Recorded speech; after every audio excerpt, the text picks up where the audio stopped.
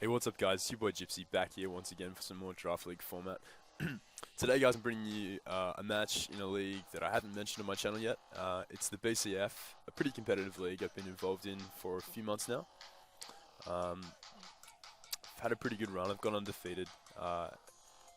And today, we're up against my good buddy Paul, who has also gone undefeated. So the two of us are in our semi-finals match. We're fighting for our place in the finals. And yeah, Paul's a great fella, guys. I'm going to leave his channel in the description below.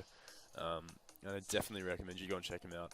He's got his commentaries from the BCF, and he goes into great depth, with regards to his thought process. And I personally love watching his stuff, and I do like the way he battles. I love the way he drafts, actually. As you can see, his team is crazy strong. I'll just list a few of the threats that he hasn't brought, but that are on his roster. He also has the likes of Hydreigon, which pairs so well with Megalopony. It's not funny. And along with Aegislash, they make a really powerful offensive core right there. But he also had the likes of Rotom Heat, which is another fantastic check to my Megalopony. He also has Jellicent and Excelgor. Excelgor is an awesome mon in Draft League format, in my opinion, with the ability to stack hazards, to Final Gambit, just to outspeed like everything, and hits pretty hard with Life Orb, so that was definitely something I considered in the team building process.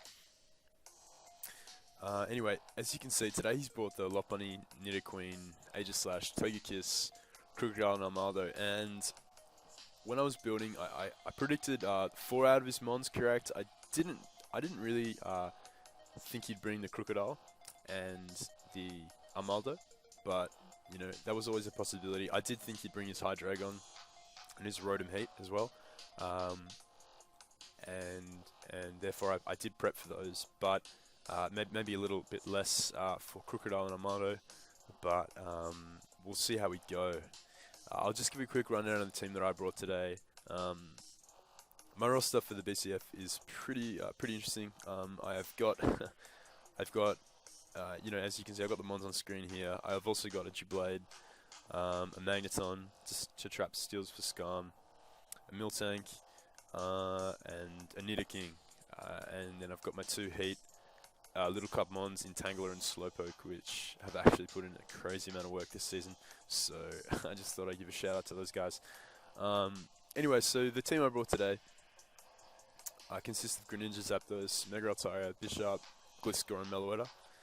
So my Greninja set today it's a max special attack Life Orb set with Ice Beam, Surf, and Dark Pulse, which is basically to break down or really dent or clean up his team, but mainly to dent his walls. He's got the likes of Nidoqueen, Aegislash, which is really fat, Togekiss, and Crocodile, who all don't like taking on Greninja.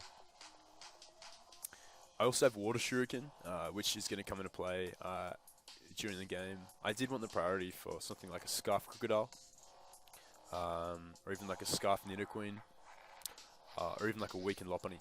So I am packing Water Shuriken with about 76 attack EVs and the Rash Nature, just to make sure I can do a little bit of damage with the Water Shuriken there. Next up, I got my physically defensive Zapdos. This is my check to Megalopony. I was originally running Rocky Helmet, but after doing some calcs, I figured that lefties was safer, because if I am forced to come in on rocks, spoiler, I don't actually have Defog on my team, which sounds pretty ridiculous, but I ran Static Zapdos, and Static is not compatible with Defog, so I did want to try and get paralyzed after hitting Zapdos, so I opted not to run Defog this match, and after coming in on rocks, Zapdos is 2K'd by like an Adamant Return if he does not have leftovers. So I opted for leftovers this match. Next up, we've got Altaria, and my Altaria is a pretty interesting set today. Given the like the 4 or 5 checks to Altaria that he has in his team, I didn't expect a DD Altaria to do much work. So today I actually brought something a little bit different. I actually brought like a sub-roost defensive Altaria with Earthquake and Return. Sorry, Earthquake and Body Slam, actually. And my thought process behind this was Aegis Slash will most likely be his check, maybe like a Gyro Ball Aegis Slash might be his check to a dancing Altaria. And if I sub up on an attack from AG, he's then forced into a 50-50 where he either King Shields or switches out, allowing me to sub up, or he stays in an attack and dies from an EQ. So that was my Altaria set. It does let me get a fair bit of momentum versus an Aegis Slash, thinking it can just attack me, without my Altaria being able to take the hit. Next up, I've got Bishop. Now, I brought Bishop today because it's a pretty fantastic way of beating Aegis Slash. If it is the SD set, then obviously, Bishop, it's an awesome answer to it because it can just knock off and deal huge damage. And he either stays into Secret Sword or he gets taken out with a knockoff. Or say he's Kolba, for example.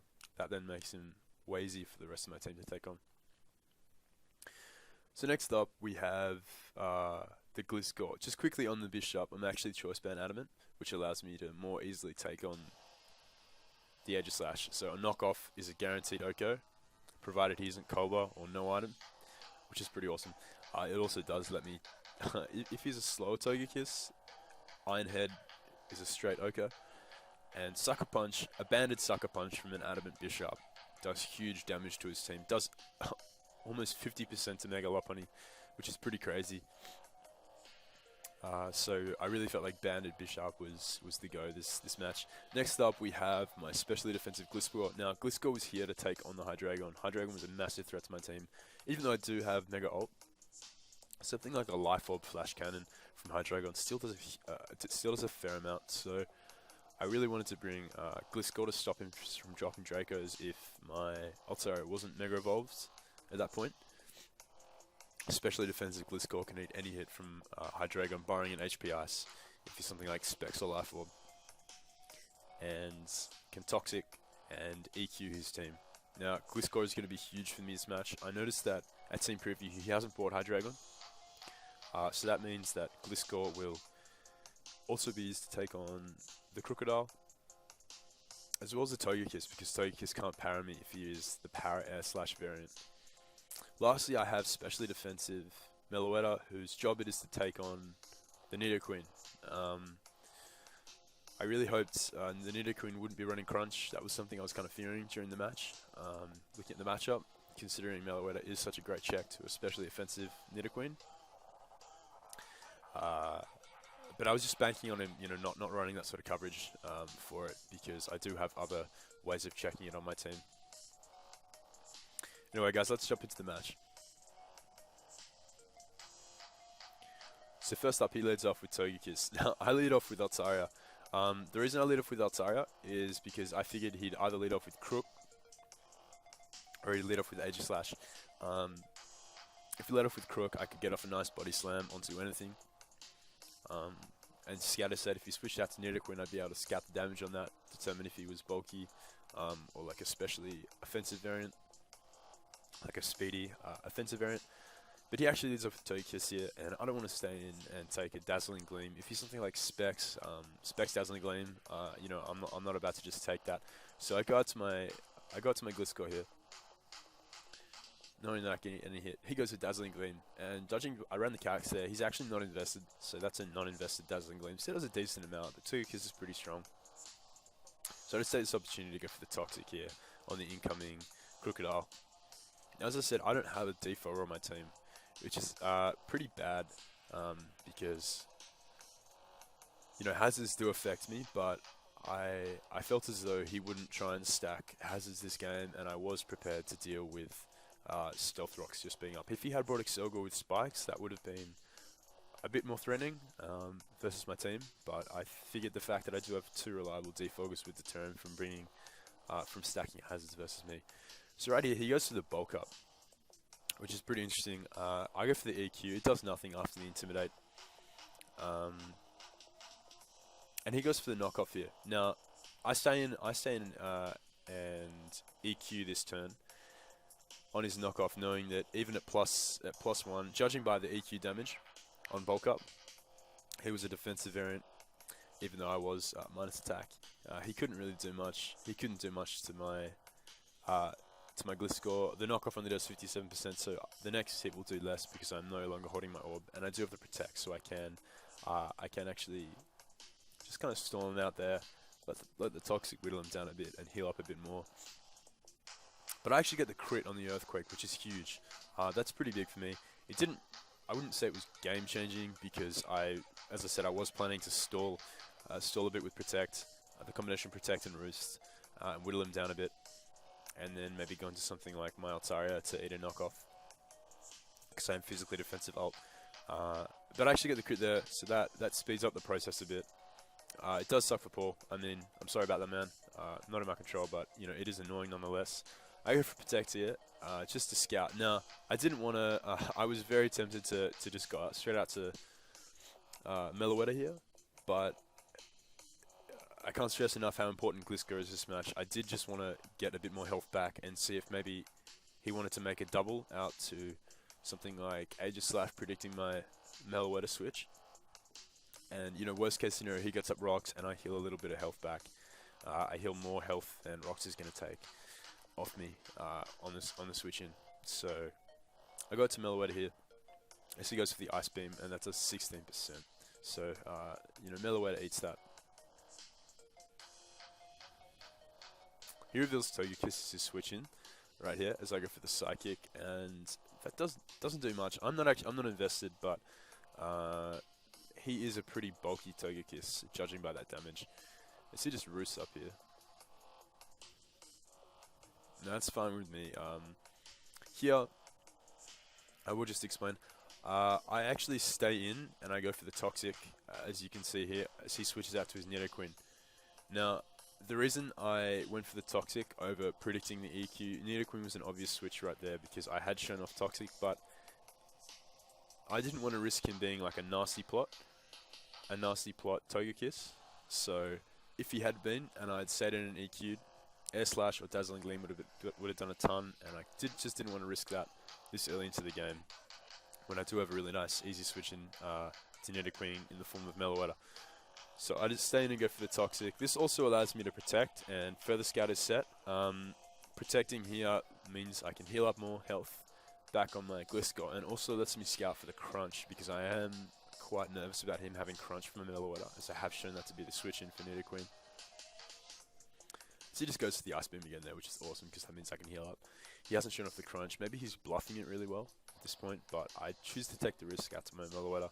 So he goes for the Sludge Wave here, and that does more than Ice Beam, obviously, with a stab.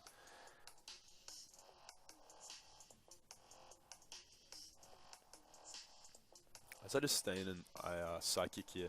Now, Dazzling Gleam isn't going to do a thing to Meloetta because I am especially defensive, and Psychic did get the Spit F drop, so it is going to be doing about 30% or so. A little over 30%. So I could have stayed in there and continued to Psychic, but I just want to play it safe. I didn't want him to have T-Wave and flinch down my Meloetta because it is important to check Nidoqueen at this point in the match. Now, he brings in his Armado, which he later reveals to me to be a Self-Fest Armado, which is pretty cool because it does also take on my Meloetta. But I just switch out to Gliscor, not wanting to risk a Thunder Wave. My Meloetta getting Thunder Wave there by the Togekiss. So I just go for the EQ. I was debating going for Toxic, but if he was Swords Dance, I wanted to just get a bit of damage off on this guy first before I switched out to something like Bishop to take the Stone Edge and kill with the Iron Head. So I go for EQ, and he reveals Knockoff, and that does nothing. So I gather that he's not a very physically invested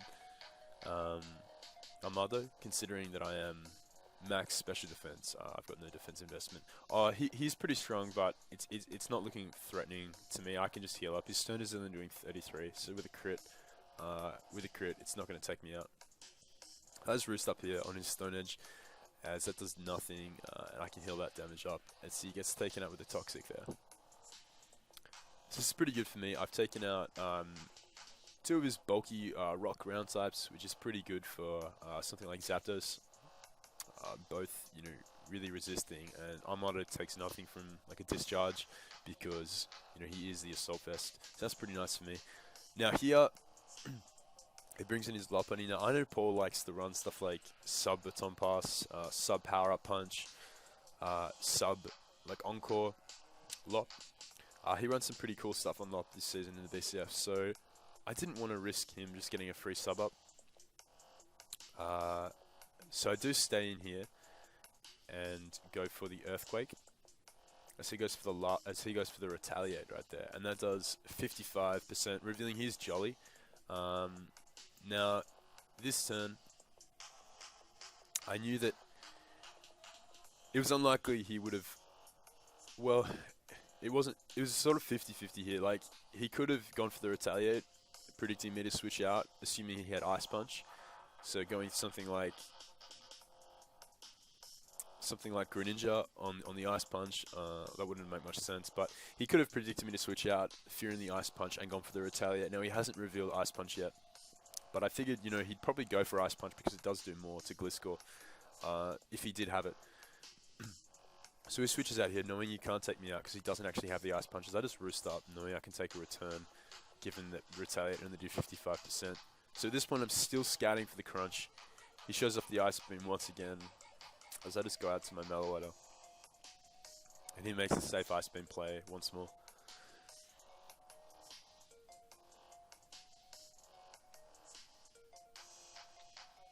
Now I Psychic here. I don't really lose anything by Psychicking. If he goes into Aegis Slash, I can Shadow Ball. I can sub up and then Shadow Ball. And if he goes into his Togekiss, I'm just getting lefties back. So I'll take that. I'm whittling down his Togekiss. And he roosts up here. Now, I did get the Spit F drop. That is, the chance of that is doubled by Serene Grace. And I'll just pause it here. It's a 40% chance to drop the Spit F. So it's not really like, yeah, it's hacks, but it's more likely to happen. Anyway, that doesn't really matter. I don't really need the Spit F drop anyway because I am just kind of healing up with my Meloetta. I'm not really staying in to do damage as such. I actually switch out in turn 24. I switch out from my Meloetta into my Bishop. Now either here he's going to continue roosting up. He's going to Dazzling Gleam, or he's going to switch out to Aegis Slash. Bishop is fine in any of those situations. If he switches out to Aegis Slash, it's fantastic. That means I can get a knockoff off and kill something, or heavily dent the Togekiss and knock off his leftovers. If he stays in and Dazzling Gleams, it's not gonna take out my Bishop, and I can outspeed and kill with Iron Head the next turn.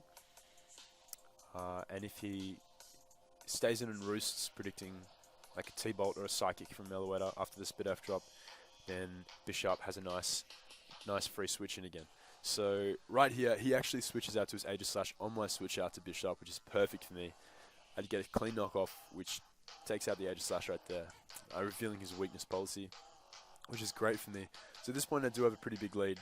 I've got 6-3 lead. However, Lopunny is inside, and this guy is a threat. He's got a nice Retaliate coming out. I wasn't going to stand with Bishop. Bishop is huge for me for the rest of this match. It's pretty important. I got to my Zapdos trying to get that static. I was basically sacking it here because it was going to struggle to live a hit versus the Nidoqueen. I only had Hidden Power Ice to hit it, and it had Ice Beam to take on my Zapdos.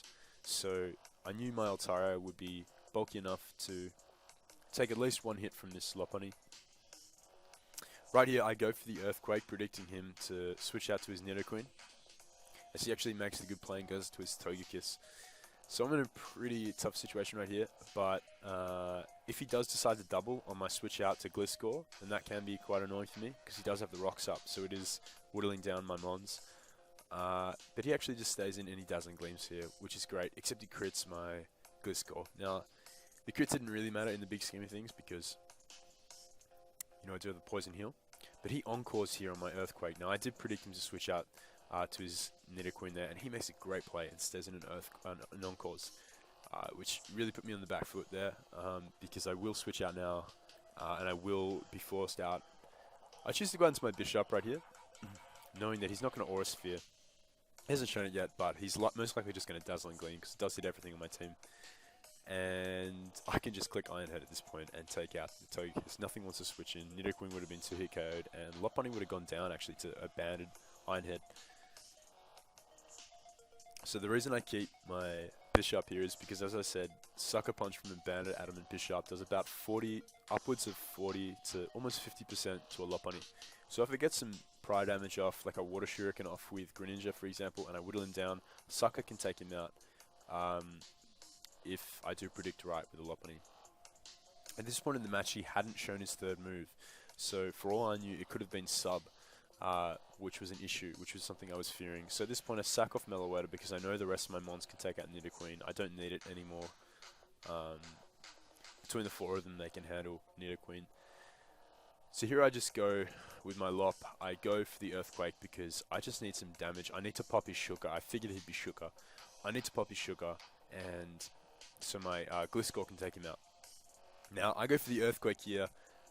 Pretty strange play. It would have made sense for me to keep my ult, but what I needed was to take out the Lopunny with Gliscor later on in the match. And if I just did enough damage to Nidoqueen right here with the Earthquake, Gliscor could take it out, meaning it would be in on the Lopunny, and I would be able to protect on the Retaliate, which was pretty important. So he goes for the Earth Power here, predicting my switch out to something like Greninja or Bishop on the Sludge Wave.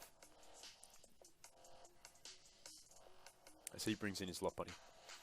Now he goes to the Retaliate, takes out my Altaria. It was just a sack at that point. And as I said earlier, I haven't determined his last move. If he is Ice Punch, which he hasn't shown yet, Gliscor goes down and he wins. If I don't get enough Water Shuriken hits off with Greninja. So it was at this point that I just needed to try and take him out with Greninja and Bishop. And the only way I wouldn't have been able to take him out is if his last move wasn't an attacking move. Because I will do enough damage right here. Quick Attack won't take me out if it is Quick Attack. But I need to do about 15 to 20% with the Water Shuriken here. I need to do about 20% with the Water Shuriken here. 15-20% to put him in range of a banded Sucker Punch from Bishop.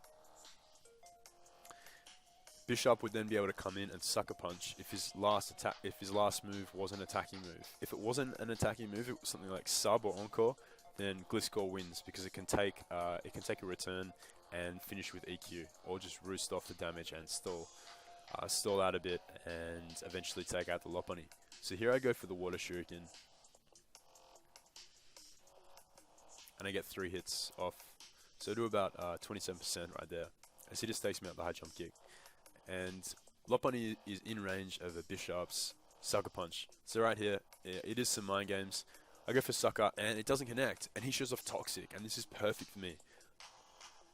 Gliscor can survive a return. He can survive a crit return, but I do also have to protect. So at this point, I'm just Sucker Punching. I don't want to risk switching out to my Gliscor. You know, if I get the play wrong and I switch out on the Toxics, then and he goes for the turn, he can potentially double crit me and take me out, causing me to lose the match. So I didn't want to risk it here. My safest play was just staying in, wasting my Sucker Punches, and letting him take me out. At which point, Gliscor can come in and take him out with an EQ. So now it's just a matter of it's no longer mind games. He's already calced my Bishop. He knows that I'm a choice band. As I said, you know, Paul's a good player. He does his calcs. He knows that I'm a choice band. So in comes my Gliscor. I just go for the protect just to ensure that, you know, somehow crits don't do double damage in this gen, and I heal up to a nice amount of health right here. And I can take him out with the EQ. So that was the match versus my buddy Paul. Awesome match, man. That was really down to the wire in the end. And guys, I definitely recommend you go and check out his channel. I'll leave it in the description, like I said. And he's an awesome player. Hopefully he'll be uploading his side of the match sometime soon. So yeah, it's something a little bit different today. The BCF is coming to an end pretty soon. So I believe I'm in the finals now. So I will be most likely bringing my finals match to the channel, seeing as I've uploaded this, I may as well. So I hope you guys enjoyed, and stay tuned for more to come. I'm actually uploading my match versus Paul's brother, Juiced, who also is a fantastic player, and that will be coming up over the next couple of days. My CFA match against Juiced. I did actually play both the brothers this weekend, which is pretty funny. So stay tuned for that, guys, and thanks for watching. See ya.